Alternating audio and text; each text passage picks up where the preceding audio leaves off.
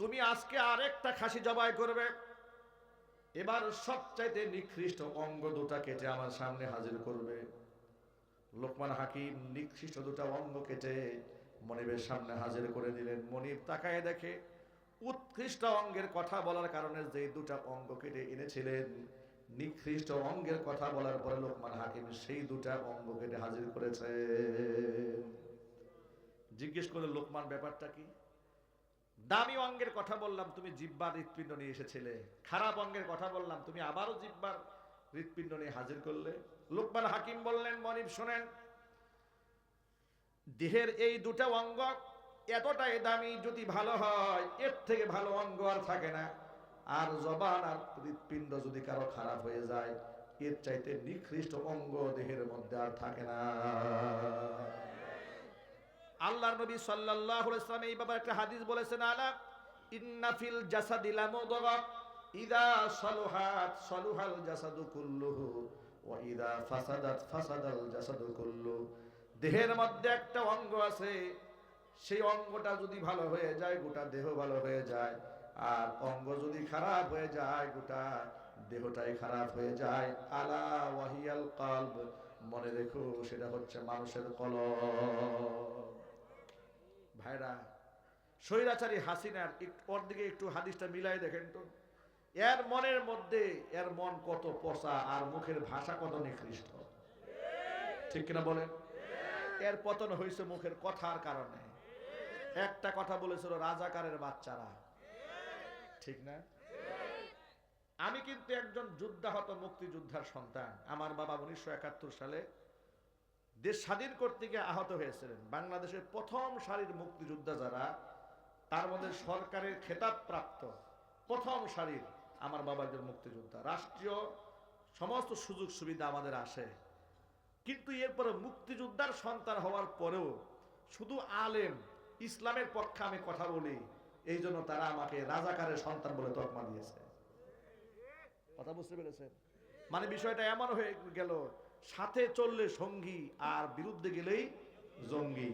তাদের পক্ষে থাকলে মুক্তিযোদ্ধা, তাদের বিরুদ্ধে গেলেই রাজাকার। এই ট্রাম্পটা ওরা কাজে লাগিয়েছে, 16 বছর নেতৃত্ব দিয়েছে। ওই ট্রাম্প আর বাংলাদেশে চলে নাই, যুবকরা জুতা পিটা করে রাজাকারগিরি শিখিয়ে দিয়েছে। কথা ঠিক না ঠিক? সেই যুবকরা স্লোগান দিয়েছে, রাজাকার রাজাকার, তুমি কে আমি কে, রাজাকার রাজাকার। যেই রাজাকারকে ওরা গালি বানিয়েছিল, সেই রাজাকার গর্বের সাথে লোকেরা গলায় পড়েছে, ছাত্ররা সেই রাজাকারের মালা গলায় নিয়ে ওরে অবরুদ্ধ করে, লাঞ্ছিত অপমানিত করে দেশ থেকে তাড়িয়ে দিয়েছে। কথা ঠিক না ঠিক? মুখের কথা এটা বড় সাবধান।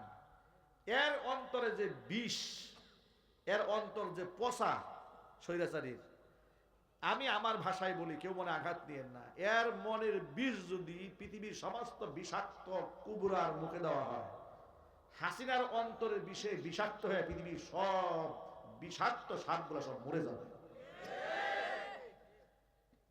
আমি কি ভুল বললাম ভাই? এর মনে কত বিষ থাকলে 2013 সালে অসংখ্য অগণিত শাপলা চত্বরে মানুষদেরকে হত্যা করে জাতীয় সংসদে দাঁড়িয়ে মিথ্যা কথা বলে যে কোনো গুলাগুলির ঘটনাই ঘটে না। কত বিষ মনে দেখে। লাইট বন্ধ করে দিয়ে মানুষের উপর বুলডোজার চালিয়েছে। লাশগুলাকে র্যাবের ঊর্ধ্বতন কর্মকর্তাদের সাথে আমাদের ব্যক্তিগত সম্পর্ক যে কোনো কারণে হয়েছে। কেন হয়েছে? ওয়াজ করি, বিভিন্ন মাহফিল আমাদেরকে তো সবাই দাওয়াত দেয়, এমপি মন্ত্রী ভালো চোর বাটপার সবাই তো ওয়াজ করায়। কথা বলে না কেন? কি আমি ভুল বললাম নাকি? সমাজের খারাপ মানুষের ওয়াজ করায়, ভালো মানুষের ওয়াজ করায়। আমরা সবার দাওয়াতে যাই। কেন দাওয়াতে যাই? ওয়াজ যে মনে হয় সে করাক, আমার কথা তো সবাই শুনতেছে।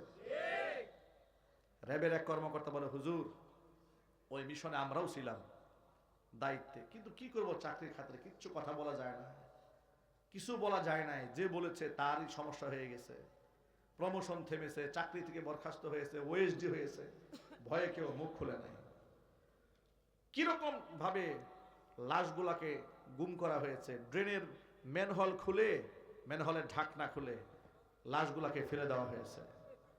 এরপরে সংসদে দাঁড়িয়ে বলছে কোনো গুলাগুলির ঘটনায় ঘটে নাই। আমি আপনাদের সকলের কাছে জিজ্ঞেস করি, এখানে কি আওয়ামী লীগ, কি বিএনপি, কি জামাত জাতীয় পার্টি জিজ্ঞেস করতে চাই না, ইমানদারের মতো জবাব দিবেন, শাপলা চত্বরে কোনো গুলাগুলির ঘটনা ঘটে নাই?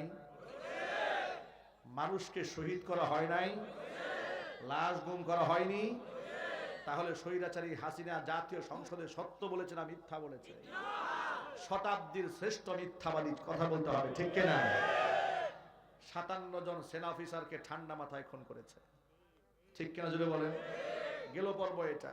2021 সালে নরেন্দ্র মোদীকে কেন্দ্র করে 2600 আলেমের নামে মিথ্যা মামলা দিয়েছে।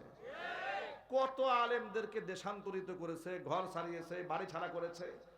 বাংলাদেশ সহ গোটা বিশ্বের মধ্যে 21 শতাব্দীর সর্বশ্রেষ্ঠ জনপ্রিয় বক্তা আলোচক আল্লামা শহীদ দেলোয়ার হোসেন সাঈদী রহমাতুল্লাহ আলাইহি, কথা বলতে হবে, ঠিক কিনা? বুকে হাত দিয়ে বলতে পারবেন তার চাইতে জনপ্রিয় কোন আলেমের কিংবা রাজনীতিবিদের জন্ম হয়েছে বাংলাদেশে? হয় নাই। কেন বলি শোনেন, বিএনপি যারা করেন তারাও মনে কষ্ট নেন না, অন্য যারা করেন তারাও কষ্ট নেন না। সাঈদী সাহেবের শুধু ফাঁসির রায়টা হয়েছে, এই কথা শুনে তার ভক্তবৃন্দরা 160 জন জীবন দিয়েছে। বলেন একটা নেতার নাম বলেন যার জন্য এভাবে মানুষ বুক পেতে দিয়েছে। এই যে স্বৈরাচারী হাসিনার পক্ষে তার গোলামেরা একেবারে বঙ্গবন্ধু জিকির করতে করতে মুখ দিয়ে ফেনা বের করে ফেলত, ঠিক কিনা বলে? অবস্থা এমন হয়েছিল যে আমাদের মনে হয় প্রতিদিন ফজরের পরে 33 বার বঙ্গবন্ধু, 33 বার শেখ হাসিনা, আর 34 বার আপনার নরেন্দ্র মোদী, এগুলা জিকির আজকার করতে হবে। অবস্থাটা এমন বানাইছিল। আর ওনারা বঙ্গবন্ধুর এত মোহাব্বত করে খুদার আসনে বসাই দিয়েছিল। কথায় কথায় বঙ্গবন্ধু ব্রিজ, বঙ্গবন্ধু বাস, বঙ্গবন্ধু পায়খানা, বঙ্গবন্ধু, খালি বঙ্গবন্ধু আর বঙ্গবন্ধু। এত মোহাব্বত, এত ভালোবাসা। বাড়িটা যখন ভাঙ্গা হইল, ভালোবাসার একটা লোক খুঁজে পাওয়া গেল না। দেখছেন 1975 সালে যখন বঙ্গবন্ধুকে গোষ্ঠী সহ জাহান্নামে পাঠাই দেওয়া হয়েছিল, তখন যেমন একটা লোক বের হয়ে আসে নাই, ঠিক 2024 সালে এসেও একটা লোক, 25 সালে এসে একটা লোক বাড়ি রক্ষা করতে এলো না। বোঝা গেল এই দলের যেগুলো আছে দেশপ্রেম বলে আর বঙ্গবন্ধু প্রীতি বলে সব মিথ্যাবাদী। চিল্লাইবেন ঠিক কিনা বলে? এরা আবার বলে 1000 বছরের শ্রেষ্ঠ বাঙালি। হ্যাঁ, 1000 বছরের শ্রেষ্ঠ বাঙালি, এই উপাধি পাইল কই? শয়তানি দিছে উপাধি, শয়তানে, ঠিক কিনা বলে? 1000 বছরের শ্রেষ্ঠ বাঙালির ছেলে বিদেশ বিবাহ করে, দেশে বউ খুঁজে পায় না, কথা বলেন? 1000 বছরের শ্রেষ্ঠ বাঙালির নাতি পুতি যা আছে সব বিদেশে সেটেল হয়ে যায়, এমন বাঙালির বাঙালি। প্রতারণার একটা সীমা থাকা উচিত। তোমাদের স্পষ্ট বলে দেই, তোমরা খালি খুঁচাখুচি করা নির্বাচন করবা, একদম পরিষ্কার। আমাদের বার্তা একদম পরিষ্কার, নির্বাচন করবে না কি করবে তোমাদের ব্যক্তিগত ব্যাপার, কিন্তু যতগুলা খুন তোমরা করেছো বিচার এই মাটিতে আগে হবে।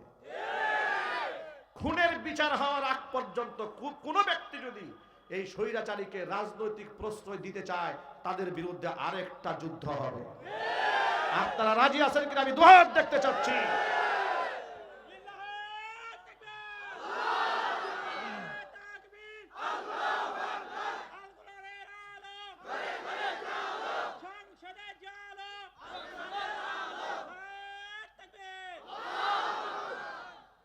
এবার মূল কথায় ফিরে আসি।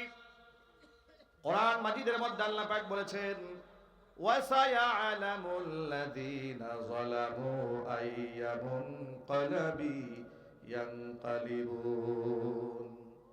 জালেমরা অচিরেই জানতে পারবে তারা কোন পথে রওনা হয়েছে। জালেম যখন জুলুম করে তখন তো কাউকে কেয়ার করে না, গণায় ধরে না, ঠিক কিনা জোরে বলেন? ওই যে টাকলা মুরাদের কথাটা আপনাদের ভুলে যাওয়ার কথা নয়। টাকলা মুরাদ এইরকম বৃদ্ধাঙ্গুলি দেখায় দেখায় বলছিল মোল্লাদের টাইম নাই, টাইম নাই, বলে নাই? অহংকার, আহারে অহংকার। আমাদের খুব জানতে ইচ্ছা করে ফাইনাল জব্বারুন, এই অহংকারীরা এখন কই? অহংকারীরা তোমরা কোথায়? ক্ষমতার দম্ভ। এই জন্য মনে রাখবেন, ক্ষমতা নিয়ে অহংকার করতে নাই। ক্ষমতা দেওয়ার মালিক কে? নেওয়ার মালিক আল্লাহ। আমরা আল্লাহর গোলাম। আমাদের কাজ হচ্ছে আল্লাহর হুকুম সমাজে বাস্তবায়ন করা। আমরা কি আল্লাহর হুকুম বাস্তবায়ন করতে পারবো না ইনশাল্লাহ? এই ক্ষেত্রে ছোট্ট করে বলে দেই, ছোট্ট করে বলে দেই, মনে যেটা পছন্দ হবে সেটাই মানব, আর যেটা ইসলামের পছন্দ হবে না তা মানব না, এমন যেন না হয়। সাহাবায়ে কেরাম ইসলামকে কিভাবে মান্য করেছেন দেখেন। ওমরে ফারুক রাদিয়াল্লাহু তাআলা আনহু অর্ধ জাহানের শাসক, রাতের বেলায় ঘুমাতেন না, রাতের বেলায় রাস্তা দিয়ে হেঁটে যাচ্ছেন, এমন সময় শুনতে পেলেন এক মহিলা ঘরের ভিতর থেকে বিরহের গান গায়, বিরহের গান গাচ্ছে। আওয়াজ শুনে হযরত ওমরের মাথা নষ্ট হয়ে গেছে। মহিলা মানুষ, কণ্ঠের আওয়াজ কেন বাহিরে যাচ্ছে? মহিলাদের কণ্ঠের আওয়াজ পর্দার অন্তর্ভুক্ত, ঠিক কিনা ভাই বলেন? এক্ষেত্রে ছোট্ট একটা মাসালা বলে দিই। মাসালাটা হচ্ছে এই, আমাদের দেশে ইদানিং নেক্সট সুরতে শয়তানের অপকর্ম দেশের মধ্যে চলতেছে। সেটা কোনটা? ইউটিউব, ফেসবুক, এগুলো আমরা দেখবেন কিছু মেয়েরা খুব সুন্দর করে বোরকা টোরকা পরে, হিজাব টিজাব পরে গান গায়, গজল গায়, আছে না নাই? মানে দেখে মনে হয় একদম বেহেশত থেকে পালায় আসছে, কি পরহেজগার, ঠিক না? আবার যুবকরা মনে করে রাবিয়া বসরি, বাবা এই বোরকার মধ্যে রাবিয়া বসরি না, এই বোরকার ভিতরে আছে তসলিমা নাসরিন, ঠিক কিনা বলেন? যুবকেরা শুধু বোরকা দেখলেই পাগল হওয়া যাবে না। এখন মেয়েরা, সব মেয়েরা বোরকা আল্লাহর জন্য পরে না, রসুলের জন্য পরে না, কোরআনের জন্য পরে না, জাহান্নামের আগুনে ভয়ে পড়ে না। অনেক মহিলারা বোরকা পরে নিজের কুশ্চিত চরিত্রকে ঢেকে রাখার জন্য, ঠিক কিনা বলেন? বোরকা পরে দেখি ডিজে পার্টিতে নাচতেছে, একজন ফেসবুকে সার্চে কয় হুজুর হালাল ড্যান্স চলতেছে। শয়তানের তো একটা সীমা থাকা উচিত। বোরকার মান সম্মান ধ্বংস করে দিয়েছে, ঠিক কিনা বলেন? বোরকা পরা মেয়ে বয়ফ্রেন্ডের সাথে পার্কে পার্কে ঘুরতেছে। রাবিয়া বস্তি না তসলিমা নাসরিন? চাল চালাইয়া দুজকে যাবে, ঠিক কিনা বলেন? মায়েরা বোনেরা কষ্ট নিবেন না, আঘাত নিবেন না। আপনারা মায়ের জাত, আপনার সম্মান সবার উপরে। হুজুর বলেছেন আল জান্নাতু তাহাতা আকদামিল উম্মাহাত, নারীদের পায়ের নিচে, মায়ের পায়ের নিচে সন্তানের জান্নাত।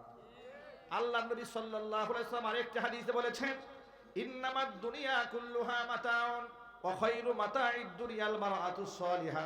পৃথিবীর মধ্যে যা দেখতে পাও সব দুনিয়ার সামগ্রী। দুনিয়ার সামগ্রীর মধ্যে শ্রেষ্ঠতম সামগ্রীর নাম হচ্ছে নেককার মহিলা। নেককার মহিলাদের দাম আছে না নাই?